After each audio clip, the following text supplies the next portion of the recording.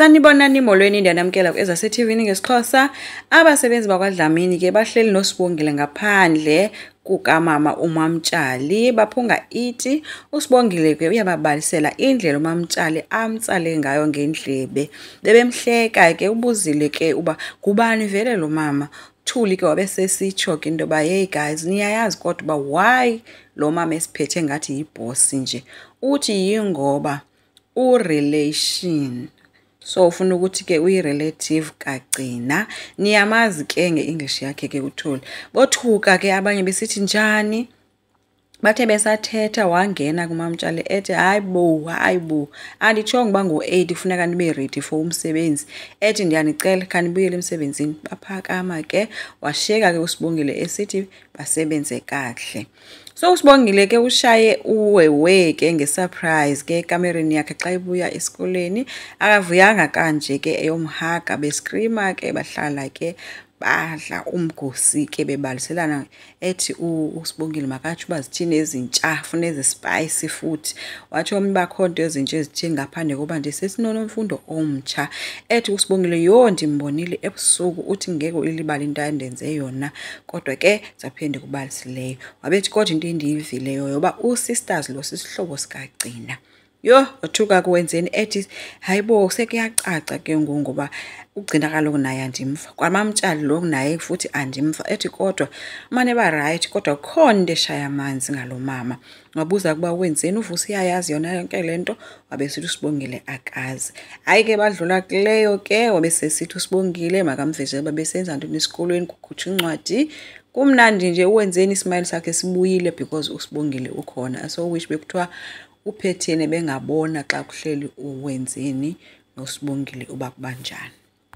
So wenzeni kangalibazise ke uvele waya apho kukho khona uVusi noKwenzo wafika uMamtshali ephuma apho efike wathi kubo kuVusi kutheni lento uvumela yonke le nonsense.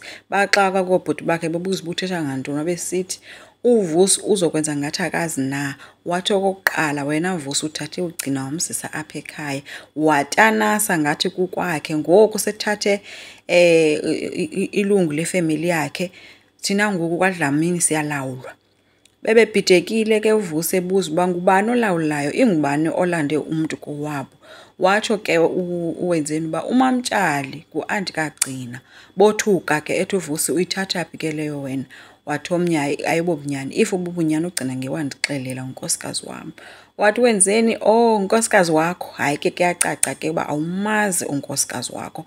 Wathi waphakama wabashiya bejongene uKwenzo noVusi. uDeliwe ubencokola noVelephi ekitchen. uVelephi uyakhalaza uthi lento nguwe yonke lo wayiqalayo tsho lento kaSibongile.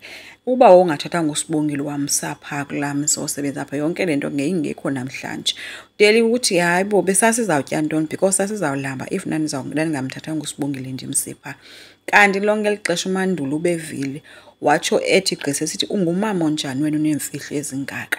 Ungumama onjani lukhohlakeleyo wathi ufana nengcwaba wena umhle ngaphandle ngaphakathi ubulile.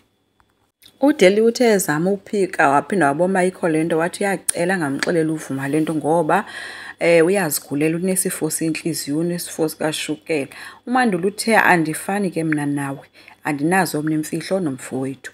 Watsho wathi le into ngowawuyicinge before uthathe umntana umse kwaDlamini ayoba sisicaka. Wathi mkhuphe ke kulena into.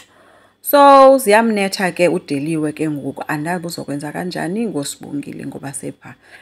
uMkhize ke uke wabuza uNeli uba ngenza njani na xa ngaba ethunywe into ba makenze investigation ethile ngoba ke yena uyenzile lebeyithunyiwe wafumanisa into banyani lo muntu lento beyicingela injalo.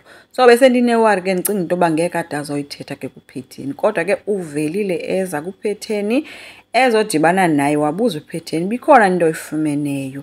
Uvele wathi ngcono uzibonele wena madam wamnika ifoni wayithatha kuPhetheni wayivula uyivule kakanga kholelwe into ayibona ngamehlo akhe. So uPhetheni usengxakini because umuntu ebemthemba emxela zonke imfihlo zakhe nanku uyavela ngoku nguye lo mtyizithende phinda azombalisela futhi ngaphezulu. Yasazi ke ba izawuzala nkomoni na. Enkosi ngicela siqhubeke subscribe, like, singakhomenta futhi bye.